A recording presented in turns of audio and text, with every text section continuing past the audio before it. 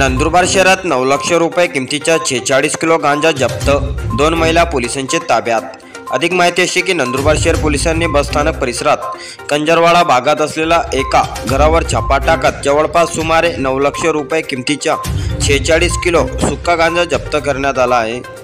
या परिसरातून गांजा विक्री करण्याची गुप्त माहिती जिल्हा पोलीस अधीक्षक श्रावण दत्त एस यांना मिळाली होती। त्यानुसार जिल्हा पोलीस अधीक्षक Shravan Datt S, upper police अधीक्षक आशिष कांबळे, नंदुरबार उपविभागीय अधिकारी संजय महाजन यांचे मार्गदर्शनाखाली नंदुरबार शहर पोलीस ठाण्याचे पोलीस निरीक्षक अमित कुमार मनेड यांचे पथकाने सापळा रचून सदर ठिकाणी छापा टाकण्यात आला।